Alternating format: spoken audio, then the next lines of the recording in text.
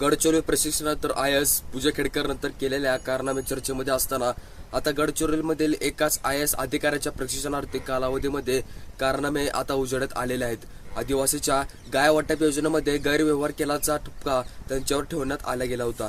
शुभम गुप्ता हे असं अधिकाऱ्याचे नाव आहे. आदिवासी विकास विभागाच्या नागपूर येथील अपर आयुक्तांनी याबाबत राज्य शासनाच्या सामान्य ते प्रशासन विभागाला अहवाल दिला होता.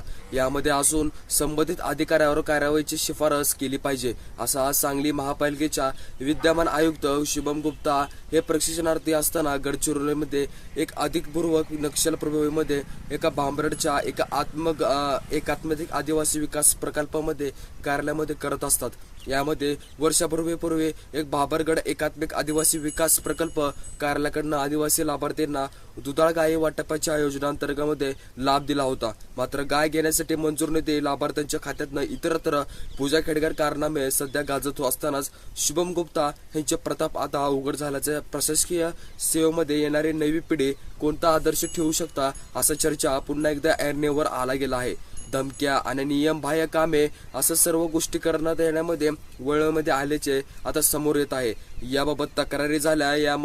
यामधून माध्यमांसुद्धा विषय समोर आला होता. यानंतर आदिवासी विभागाने चौकशी समिती नेमली होती. या समितीने लाभार्थी कार्यकर्ता अधिकारी कर्मचाऱ्यांचा जबाब नोंदवत अहवाल शासनाकडे सादर केला. या अहवालामध्ये तपशीलवार माहितीवर नमूद असून एक कथित गाय वाटप योजनेमध्ये गैरव्यवहार केल्याचा आरोप शुभम गुप्ता यांच्यावर ठेवण्यात आला गेला होता. बोगस पशुवैद्यकीय अधिकाऱ्यांच्या सह्या जोडला सुद्धा त्याचा ठपका त्यांच्यावर आला गेलेला होता. इतकेच तर नव्हे, कार्यालयामध्ये अधिकारी व तसेच कर्मचाऱ्यांसोबत देखील त्यांनी गुप्ता धमकावून त्यांच्याकडनं पैसे लुटत होता. तिथले निधी त्यांची मिळाले त्यांच्या खात्यावर घ्यायचा, परत आपल्या खात्यावर निम्मत घ्यायचा, असं त्याचं काम होतं. असाही तो धक्कादायक दावा केला आहे. तब्बल 1 वर्षानंतर सुद्धा एक चौकशी अहवाल सामान्य प्रशासनाकडे विभागाने सोपवण्यात आला होता.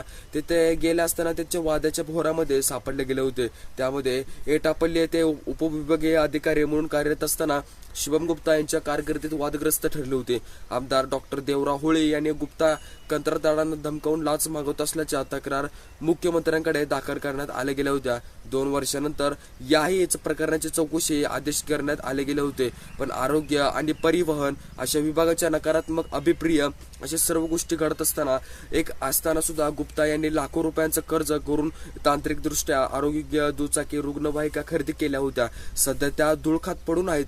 पण मात्र त्यानंतर धुळे जिल्हा परिषदच्या मुख्य कार्यकारी अधिकारी म्हणून रुजू झाला होता. त्याच ठिकाणी आपल्या वादग्रस्त कार्यपद्धतीवर आक्षेप घेत असताना अविश्वास आणण्यामध्ये आला गेला होता. माझ्यावर कोणतेही तथ्य नाही असं त्याच्यावर आरोप घेत लावले होते. त्यांचं असं म्हणणं होतं. या प्रकाराबाबत मी शासनाला अभिप्रिय आहे असं त्यांनी कळवण्यात आले गेले होते. असं वास्तविकता गोष्टी घडत असताना असेच आपल्या महाराष्ट्रामध्ये एक असे खोट्या प्रकारचे आरोप किती दिवस अजून बघायला मिळणार हे देवालाच माहिती आहे. ही चौकशी करताना सुद्धा त्यांना बाजू मांडण्याची कोणतीही संधी दिली नव्हती. पण मात्र या प्रकरणामध्ये कोणतेच तथ्य नसल्यामुळे त्यांना दिसून येते शासन योग्य निर्णय घेईल असं शुभम गुप्ता आयुक्त सांगली मिरज कुपवाड महापालिका असं करण्यात आलं गेलं होतं. व्हिडिओ कसा वाटला? व्हिडिओ आवडल्यास व्हिडिओ लाईक करायला अजिबात विसरू नका. भेटू अशा नका व्हिडिओमध्ये. तोपर्यंत बाय.